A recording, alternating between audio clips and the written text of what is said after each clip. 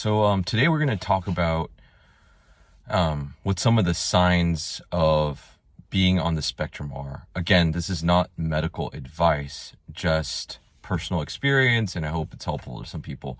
So what are some signs you could potentially be on the spectrum? I apologize too for the blue light filters on my glasses. It might look a little weird.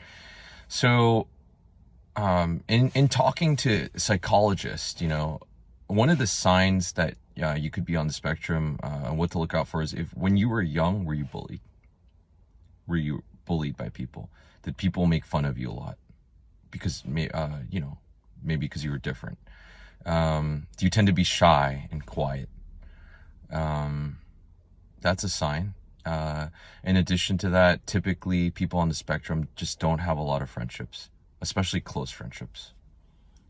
Why? Because socializing is difficult. Knowing how to talk, knowing how to carry a conversation, knowing how to read the room.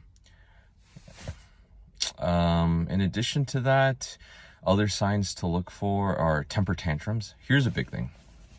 People on the spectrum have really unusual temper tantrums, and a lot of it, from my personal experience, has to do with change, right? When we experience change in our environment, in our situation, it triggers a high stress response. So for example, if my apartment is laid out a certain way, and all of a sudden I come home, my wife rearranges it, I get really stressed out. I get a bit angry. I wonder why.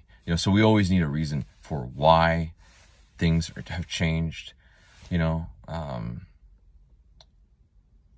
Another thing personally in my life where being on the spectrum has affected me is in terms of driving.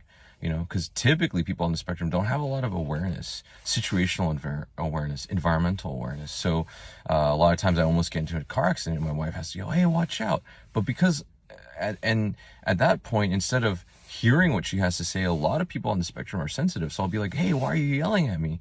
When instead I should be hearing that, hey, this person's trying to help me avoid an accident. That's a big thing, right?